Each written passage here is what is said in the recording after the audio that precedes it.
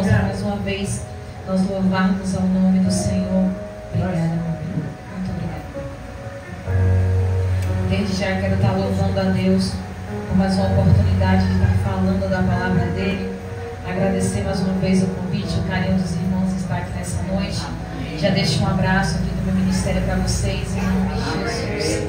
Amém? Sem demora, livro de Atos, capítulo 3. Glória a Deus. É sempre bom, irmão, a gente reforçar uma vida de oração. Até porque sem oração não tem como ter comunhão com Deus. Sem comunhão com Deus a igreja não vence e não vai para frente. Amém?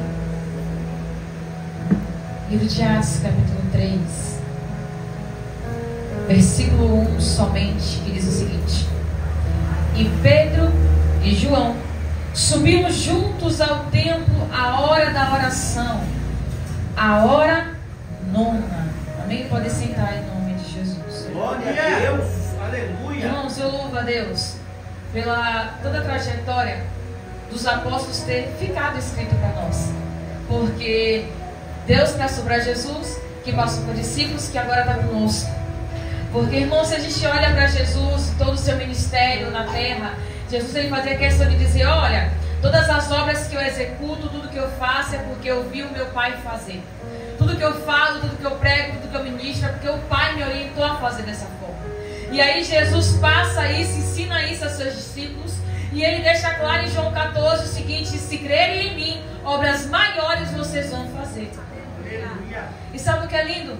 Meu pastor Ronaldo, que no final do livro de João, no último versículo, vai dizer o seguinte: que se fosse escrever tudo que Jesus realizou na terra, não ia ter livro no mundo que desse conta para aquilo que Jesus fez. A gente vai e pensa, nós temos Marcos, Lucas, João, nós temos o livro de Mateus, toda a Bíblia que relata a respeito e fala algo a respeito de Cristo. A gente já acha demais 66 livros. Imagina se tudo que ele fez tivesse sido escrito. Imagina se tudo que Jesus executou na terra, irmão, tintim por tintim, tivesse sido escrito. Só que o que está escrito aqui não é somente para a gente olhar e dizer: nossa, que lindo, que emocionante, dá para fazer um filme. Não, o que está escrito aqui é para a gente colocar em prática e viver milagre. Amém. Porque Jesus deixou bem claro: ei, sejam meus imitadores, faça o que eu faço, execute aquilo que eu também executo. Irmãos, entenda uma coisa: infelizmente a gente está vendo uma transição de evangelho muito estranha, aonde o povo só vem para a igreja se tem festa, o povo só vem para a igreja se tiver banquete, o povo só vem para se tiver atrativo na igreja eu vou. A igreja está deixando de ser casa de oração para ser lugar de atrativo. A igreja está deixando de ser lugar de busca para ser lugar de encontro social. Irmãos, nós estamos aqui não é para fazer uma social, é para adorar o nome daquele que vive e reina para todos sempre. Nós estamos aqui para invocar a presença do Senhor, que é ela que nos dá combustível. Paulo disse: por ele existimos e por ele nos movemos. O que isso quer dizer? O que Jesus falou: sem mim nada vocês podem fazer. Aleluia. E é por isso, irmão, que a gente tem visto uma geração fraca, uma geração que não busca, uma geração que não se empenha em ter vida com Deus, porque sabe que alguém vai orar por ele, alguém vai orar por ela. Ai, porque os meus diáconos é de oração, minha pastora é de oração, meu pastor sobe monte, os levitas adoram e o fogo desce, então tem alguém que vai fazer por mim. Uma geração sanguessuga, não é uma geração que anda com seus próprios pés e manifesta a glória e a graça de Deus, não. Eu te pergunto, minha pastora Cris, imagina se Deus resolve arrebatar todo mundo que é de oração. O que vai ser do sanguessuga? O que vai ser do povo que punga na vida espiritual alheia? Se nessa noite Deus falar: todo mundo que ora, que jejua, que desce na madrugada, eu vou levar para mim. Eu quero ver o que vai ser do povo que não ora. Porque, irmãos, se a gente olha o ministério de Cristo, um dos pilares que Jesus tinha, além do ensinamento, era a vida de oração. Aí você para e pensa: tinha necessidade de Jesus ter vida de oração?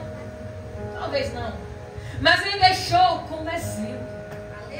Porque tudo que Jesus fazia depois de um milagre, depois de uma manifestação de poder, a Bíblia diz que se deixava num lugar para orar, e partiu para o deserto para orar, e se colocava à parte e orava. E Jesus estava no monte orando. Jesus faz questão, irmão, de deixar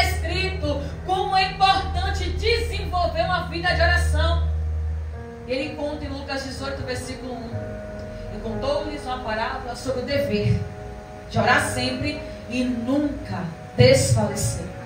Às vezes o irmão é até a pessoa que ora, é até a pessoa que coloca propósito, mas não persevera. Não fica firme até o final, porque eu não me arrepiei. Não vi fogo descer do céu. Um anjo não se manifestou, um anjo não falou comigo, então Deus não aceitou meu propósito. Irmãos, entendam uma coisa. Hebreus vai dizer que a nossa fé é um firme fundamento do que não vê, mas tem certeza, convicção do que Deus ele pode fazer. O que isso quer dizer? Que eu não preciso, irmão, esperar acontecer para celebrar. Eu não preciso esperar se concretizar para manifestar um culto de ação de graça, não. Antes da bênção chegar, já tenho que glorificar o nome do Senhor, porque eu sei que Ele vai fazer. Porque, irmãos, uma vez que eu me coloco em posição de oração, eu tenho que entrar confiando nesse negócio.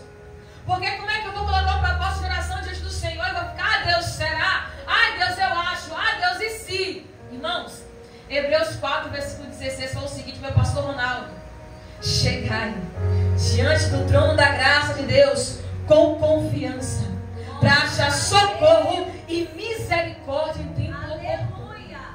Ele fala: chega com confiança, vem acreditando, vem crendo no que você quer, coloque em oração, mas glorifica depois, porque a vitória é certa. Amém. Glória a Deus. E está aqui Pedro e João, homens, irmãos, iletrados, homens que não tinham faculdade, meu pastor Ronaldo, homens que não tinham instrução, homens que não foram para a escola sentar para estudar, homens que vieram da pesca, que vieram do trabalho duro, do trabalho braçal, mas que foram escolhidos para fazer a diferença. Podia não ter estudo, podia não ter letra, mas tinha presença, tinha o Espírito, tinha a graça de Deus, porque eles aprenderam dessa forma. Porque a importância de uma vida de oração. Porque, irmãos, se eu sou discípulo, eu vou imitar o meu mestre. Se eu sirvo a Jesus, alguma coisa em mim tem que denunciar quem eu sou. Porque olha Pedro, mesmo Pedro negando quem era, mesmo Pedro dizendo: não, eu não conheço esse homem, mas a fala entregou, a roupa entregou, até o cheiro de Pedro dizia que ele era quem? Discípulo de Jesus. Aleluia. Mas aí você olha para a fuça do crente, não tem nada que diga que ele é crente. Você olha para a igreja hoje, meu diácono, não tem nada mais que diga, que identifique quem é a igreja, quem é que serve, porque infelizmente a noiva do Cordeiro se parece com tudo e com todos, menos com ele. Estamos com o aroma de tudo, menos dele. Porque a essência no que tem que ser derramada é do Espírito Santo sobre as nossas vidas. E isso é desenvolvida com uma vida de oração. E os discípulos aprenderam isso. Não precisavam falar bonito, não precisavam pregar bonito, só bastavam ter unção e graça por intermédio de uma vida de oração. E está Pedro e João subindo juntos a hora nona para orar. E a hora nona a gente já sabe que era mais ou menos 3 horas da tarde. Aí você para e pensa: será que esses homens não tinham o que fazer para estar na igreja 3 horas da tarde? Será que não tinha uma família para cuidar, um trabalho para fazer? Não tinha. Só que eles priorizavam aquilo que Jesus disse: busca primeiro o reino e a sua justiça, e o que você precisa eu vou acrescentar. Amém, Jesus. Mas eu quero o milagre de Deus. Só que eu tenho trabalho, eu tenho filho, eu tenho marido, eu tenho escola, eu tenho isso, eu tenho aquilo outro, mas eu quero o milagre de Deus e quero que Deus faça. Mas eu não consigo me esforçar porque Deus sabe que eu estou cansada, Deus sabe da minha vida, Deus sabe da minha rotina, Deus sabe que a gente tem que orar. Deus sabe que vai ser priorizado por Ele, tem que priorizar Ele primeiro. Porque, irmão, não tem como eu sentar e querer que Deus faça tudo por mim, porque aquilo que eu tenho que fazer, Deus não vai fazer. Ah, porque está na mão de Deus, não está não, está na nossa, que é levada a Ele em oração. Paulo chega na igreja de Éfeso e fala o seguinte: ei, por esta causa eu me ponho de joelho. Ele não disse: eu vou sentar, eu vou esperar, eu vou falar para o pastor para orar por mim. Não, por essa causa eu vou ajoelhar para Deus fazer alguma coisa acontecer. Amém. Qual foi a direção que Deus deu a Jeremias? Jeremias clama que eu vou responder. Deus não disse: Jeremias, manda sua esposa clamar, manda os filhos clamar. Manda o presbítero orar. Não. Clama você, que eu vou responder a você. Amém. Aleluia. E Deus dá uma certeza, irmãos. Clama. Eu acho, não. Deus dá uma certeza. Clama, que é resposta certa. Aleluia. E essa tem que ser a nossa fé, irmãos. Ainda que eu não me arrepie, que eu não rode, que eu não fale em língua, mas eu tenho que entrar em oração convicta da minha vitória, porque eu estou clamando um Deus que vive e reina para todos sempre. E Pedro e João vai juntos, irmãos, orar. E eu acho engraçado, minha pastora Cris, que hoje a gente prioriza tanta coisa. Às vezes você coloca um propósito de oração na igreja, mas aí surge um aniversário. Você coloca um propósito de oração na igreja, mas aí surge um churrasco. Ah, mas é meu sobrinho, é meu afilhado, é meu avô, é meu bis, é minha tatara que eu não vejo há não sei quantos anos. Eu tenho que estar lá, tenho que marcar presença. Mas a presença nossa aqui é ausente. Mas aonde a gente deveria realmente estar, não estamos. Aí alguém cai enfermo em casa, alguém a morte beira a porta da casa, vai recorrer à oração aqui. Porque, foi orado aqui o Salmo 91. Eu acho engraçado que, com certeza, 99% dos crentes sabe o Salmo 91 de cor. Tem música sobre o Salmo 91. Tem vídeo, tem teatro, tem dança, tem tudo sobre o Salmo 91. Mas não tem crente vivendo o Salmo 91. Tem tudo sobre. A gente sabe o que está escrito, mas não vive o que está escrito. Porque, irmãos, uma vez que eu sei a palavra e ela não traz efeito na minha vida, ou eu não estou praticando, ou não estou crendo como deveria crer. Porque aí o mal está batendo na minha porta. Eu estou sendo atingida de todos os lados, mas Deus falou que isso não ia acontecer. O que foi que está acontecendo? Tudo isso, irmãos, se explica logo no versículo 1. Aquele que habita. Porque, irmãos, a sombra do Onipotente é para quem habita no esconderijo. Aleluia. E habitar é permanecer em um determinado lugar. Mas aí eu não estou firme num propósito, eu não estou firme com Deus. Eu venho para o culto quando eu quero, eu busco quando eu quero, eu leio quando eu quero, quando eu acho que eu tenho que ler, quando dá tempo, eu faço. Mas eu quero que Deus guarde minha casa, guarde meu trabalho, que prospere meu marido, que guarde meus filhos. Mas eu não estou habitando na presença. Aleluia. Eu não estou me esforçando para fazer aquilo porque eu acho que eu sou importante, porque eu acho que eu sou especial para Deus, porque Deus me ama. Deus ama, mas não passa a mão na cabeça de ninguém. Eu preciso aprender a assumir, irmãos, responsabilidade e compromisso com Ele. Porque até nós, irmão, que está todo dia no culto, a gente pode perder o compromisso. Como assim? Quando eu vim por obrigação, porque eu tenho que estar aqui, porque tem que bater ponto, porque o pastor vai perguntar, está vindo por obrigação. Aleluia. Ah, eu vou porque eu não quero o pastor me ligando. Ah, eu tenho que ir porque ele tem que ir. Perdeu o compromisso, perdeu o amor. Está aqui só por estar. E aí vem do mesmo jeito, às vezes sai até pior. Porque, irmãos, uma vez que tem a presença dele no ambiente, tem milagre no lugar. Uma vez que tem a presença dele, tem que ter mudança no ambiente. Uma vez que a graça dele está fluindo aqui, tem que ter sinais. Glória a Deus. Só que acabou os sinais, minha pastora. Entre um cego na igreja, o cego sai pior, sai surdo. Entre um aleijado, o aleijado sai cego.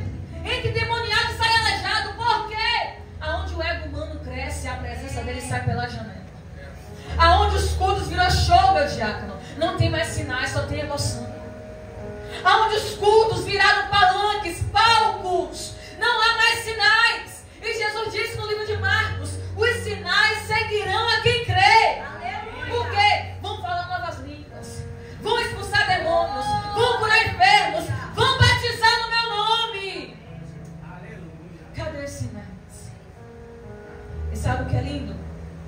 Que a nossa irmã Suede, ela fez uma canção. Por que pararam de falar do céu? E tá todo mundo cantando essa música, postando essa música. Ai, que música linda, que música emocionante. Ai, Deus, como tocou no meu coração. Mas a vida da pessoa continua a mesma. Aleluia.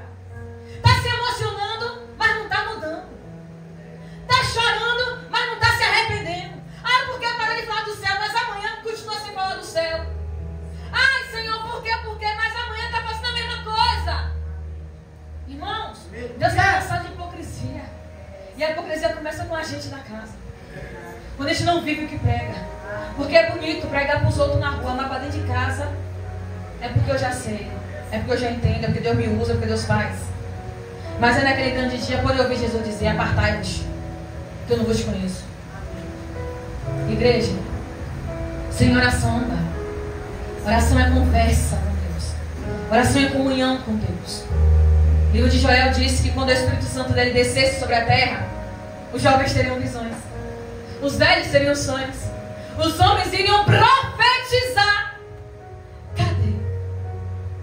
Cadê? Irmãos, você só vê agora o povo sendo avivado quando tem batuque, mas acabou o batuque, acabou o avivamento. Irmãos, o culto não termina quando desliga a luz da igreja. O culto termina quando eu saio da posição. Porque a minha vida tem que ser um culto lá fora. Tem que ser um culto na minha casa, um culto no meu trabalho. Porque a igreja sou eu. Quem carrega a presença hoje somos nós. E onde tem a presença dele, tem que manifestar graça onde a gente estiver. Mas a unção só cai na igreja. Eu só consigo ser crente na igreja. Eu só consigo orar na igreja. Irmãos, Jesus liberou uma ordenância. Ide. Ele não disse ficai. É ide. É para fazer lá fora.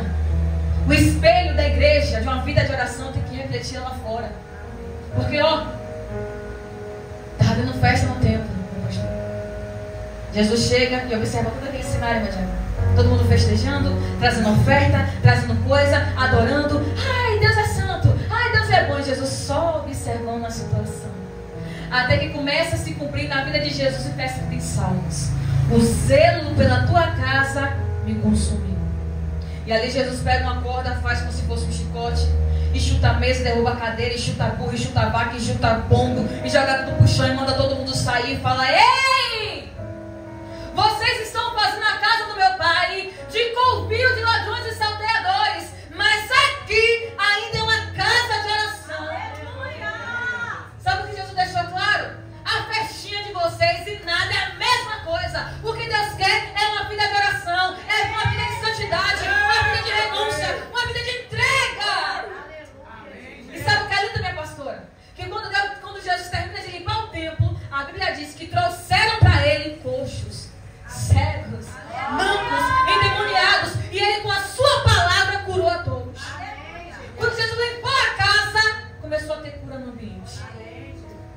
E às vezes os sinais, irmãos, não estão mais se manifestando em meio à oração, porque a minha oração é para mim. É uma oração interna. É uma oração muito bonita, muito eloquente, mas sem presença, sem graça. E vai Pedro e João juntos, unidos, fazer aquilo que Jesus ensinou. Ter uma vida de oração. E a Bíblia diz que nesse mesmo templo, onde os dois iam juntos, havia um paralítico que era colocado todos os dias na porta do templo para pedir esmola. Aí você para e pensa junto comigo. O rapaz era paralítico há anos. A Bíblia diz que ele tinha mais de 40 anos. E estava todos os dias ali, pedindo esmola. O rapaz estava na porta da igreja. Entrava e saía gente todos os dias, louvando e adorando o nome do Senhor. Por que é que aquele homem nunca foi curado? O rapaz, minha pastora, estava na porta. Não era de um bar, não era de uma boate, de uma boutique. Estava na porta da igreja. Como é que ninguém observou que a necessidade daquele homem não era dinheiro, era espiritual? Porque quem entrava e saía do templo entrava de forma carnal, entrava de forma natural. Uma vez que você entra na igreja de forma natural, é assim que você vai sair. Uma vez que você chega na igreja, irmão, como sem propósito, sem um impulso, sem um motivo, isso aqui vai ser só um ambiente natural. Mas uma vez que você entra com foco de buscar a presença, aquilo que é natural passa a ser sobrenatural, porque a presença dele se manifesta no ambiente. Só que por sorte, aquele paralítico, naquele exato dia, subia 2 homens que entendiam de vida de oração. Exatamente naquele dia, aquele homem ia receber o que de fato ele precisava, uma cura na sua vida. E quando Pedro e João chegam à porta do templo e se deparam com aquele paralítico, ele fala assim o seguinte: ei, olha para nós. E pregador dessa manhã, né? Olha para mim que eu não tenho nada a oferecer. Irmão, quando você falar isso, você está querendo dizer que você está vazio. Porque uma vez que você prega a palavra, você busca a presença. Jesus disse: vocês são o templo do Espírito Santo. Como é que você não tem nada a oferecer? Se eu sou templo, se eu carrego a presença, como é que eu não tenho nada a dar a ninguém?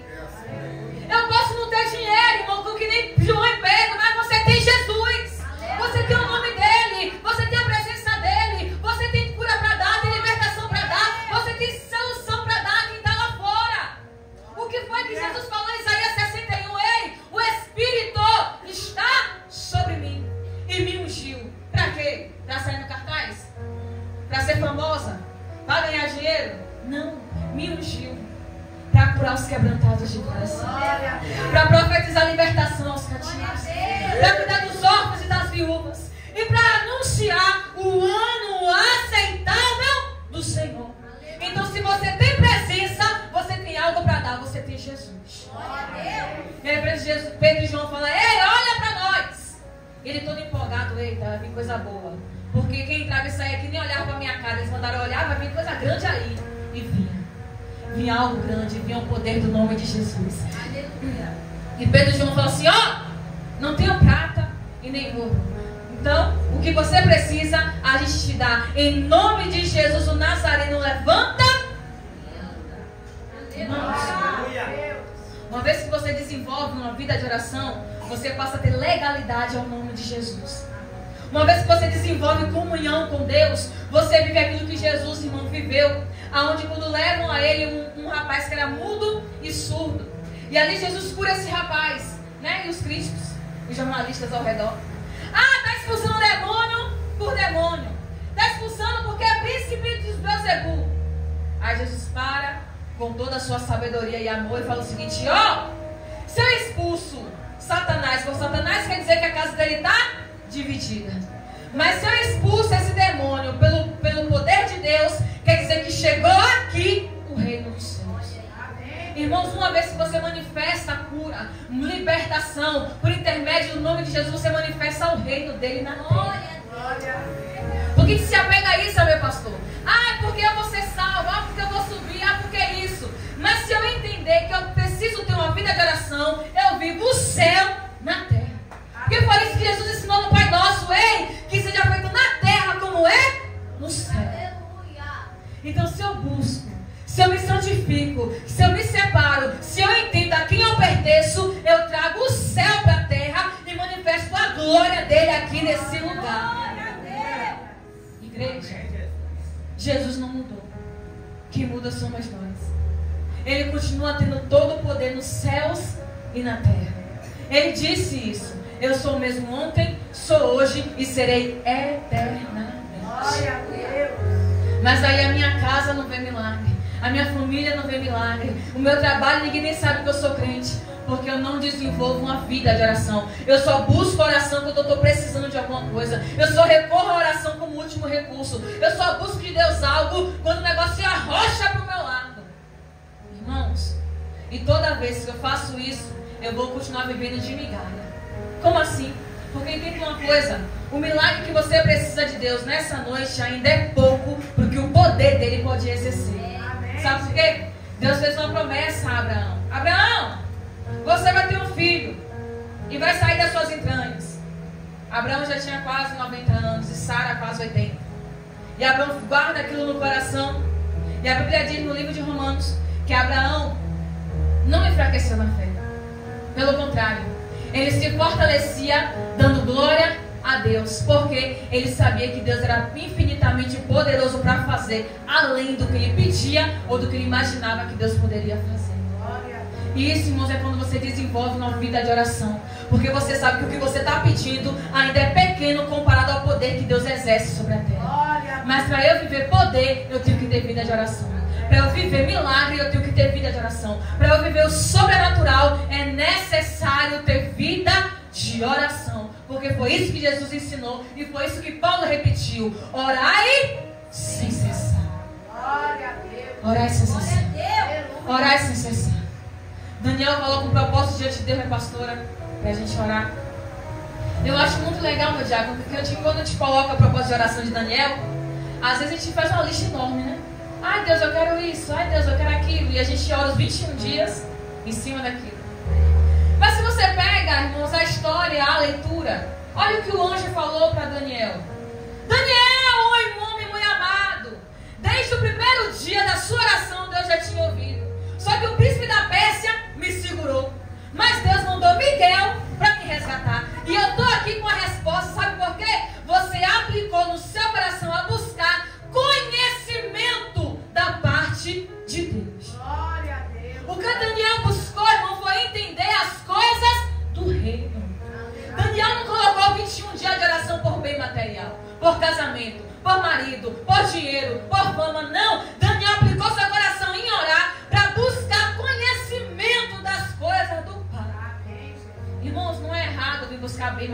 errado. Não. Errado é colocar o coração nessas coisas. Errado, irmão, você gastar energia nessas coisas. E perder o mais importante, a comunhão com Deus. E perder o mais o principal, o seu nome escrito no livro da vida. Igreja, que possa nos despertar nessa noite. E fazer que nem Pedro e João. Toda oportunidade que você tiver, venha buscar o Senhor. Todo tempo que você tiver, ore a Deus. Porque, vai chegar uma hora que não vai ter mais tempo. Vai chegar uma hora que não vai dar mais tempo dobrar joelho. Não vai dar mais tempo para colocar propósito. Não vai dar mais tempo de que, Deus... Não vai dar mais tempo. Então aproveita agora. Porque em Isaías ele falou, ei, me busca enquanto eu estou perto. Me invoca enquanto você ainda pode me achar. E nessa noite ele quer ser achado por você. Ele quer ser encontrado pela sua oração. Ele quer descer na terra e mudar o quadro, mudar a história. Entenda, a sua oração tem poder de mudar cenário. A sua oração tem poder de quebrar cativeiro. A sua oração tem poder de resgatar alguém das mãos da morte. Então nessa noite aplica o teu coração a buscar ao Senhor, irmãos. Em tempo e fora de tempo, até que não reste mais tempo. E a gente esteja junto com Ele. Amém? Se coloque de pé até que vai ajudar o Senhor. Vamos orar em nome de Jesus. Que você nessa noite, irmãos, possa verdadeiramente aplicar o teu coração nisso. Em quê? Em orar ao Senhor, sem cessar. Ele disse que nós temos o dever de orar sempre e nunca desfalecer. Então se concentre em Deus. Se concentre no que você veio apresentar a Ele em oração nessa noite. E já vai se envolvendo com seu Pai. Porque Ele disse que isso aqui é uma casa de oração. Aqui é lugar de busca. Aqui é lugar de resposta. Aqui é um lugar onde você pode até entrar aflito, mas não vai sair do mesmo jeito. Não vai sair do mesmo jeito. Porque onde tem a presença dEle tem mudança no lugar. Oh Pai, a tua igreja está entrando em oração, Senhor. Aleluia, Jesus. A tua igreja está te buscando em oração, Pai. Obrigado, meu Deus da glória. Senhor, obrigada por esse culto. Obrigada, meu Deus, pela tua presença neste lugar. Obrigada pela tua presença nesse ambiente. Pai, eu uno a minha fé, Deus, com a fé da tua igreja, Senhor. E já entramos nessa oração com confiança, Pai. Com ousadia. Acreditando e confiando, Pai, que a tua palavra é fiel e verdadeira, digna de confiança, Senhor. Jeremias disse, põe a tua boca no fogo, que talvez ainda há esperança. Ai, querido, minha querida, há esperança para essa situação. Ainda tem jeito para essa situação. Persevere em oração, persevere em busca. Ai, mas eu já estou orando há tanto tempo, ora mais um pouquinho. Mas estou acreditando há tanto, ei, acredita mais um pouquinho. Porque Ele disse que o que há de vir virá e não tardará. Porque necessitar de paciência para alcançar a promessa. Pai, fortalece a tua igreja em oração nessa noite. Levanta o teu povo em oração nessa noite. Pai, ainda que essa palavra, ainda que essa pessoa, Senhor, não saiba mais o que dizer, que o teu Espírito Santo interceda por ela. Que o teu Espírito Santo possa gemer por ela. Porque é isso que a tua palavra diz, a gente não sabe orar como convém. Mas o teu Espírito intercede por nós, Pai, com gemidos inexprimíveis. Amém, Jesus. Pai, em nome de Jesus, Senhor, renova as forças da tua igreja. Renova o ânimo do teu povo, Pai.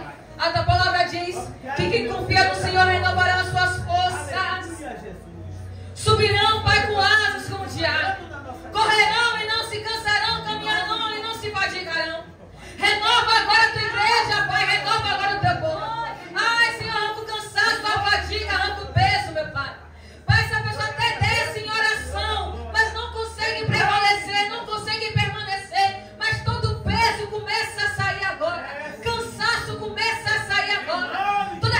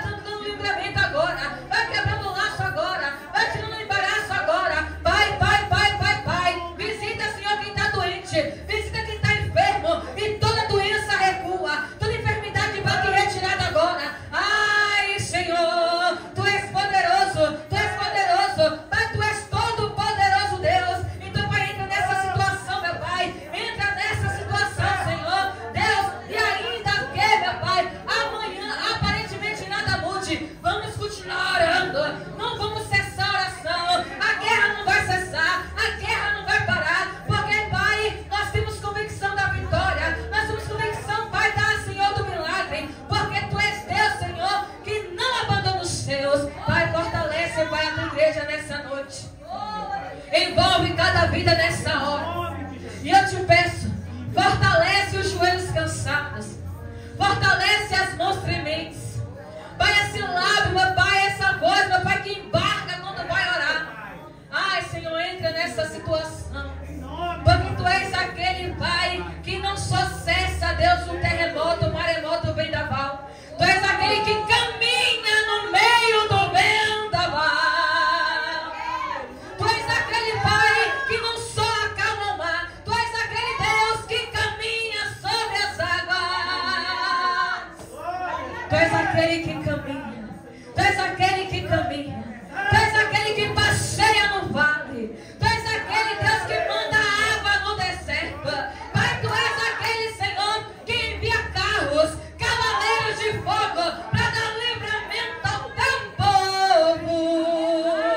Pai, então desce com livramento hoje, desce com socorro hoje, desce com ajuda hoje, porque Tu és socorro, bem presente na hora da angústia. Tu és aquele Pai que nunca perdeu batalha. Davi disse: do Senhor é a guerra. Então, Deus, nós te agradecemos, porque Tu és poderoso, no Teu braço tem força, na Tua mão tem força. Ai, Deus, Tu és aquele a quem pertence todo o poder, nos céus e na terra. Então, Deus, eu já te agradeço, porque eu sei, porque eu sei que o nosso Redentor vive e vai se levantar nessa situação para dar vitória à sua igreja.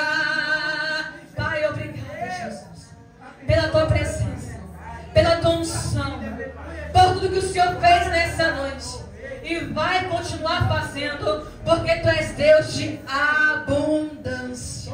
Pai, obrigado, Senhor. É o que eu te peço nessa noite e te agradeço em nome de Jesus. E que saia em posse de vitória. Exalta, aplauda e exalta o Senhor. E assim eu já quero encerrar e agradecer a minha oportunidade em nome de Jesus.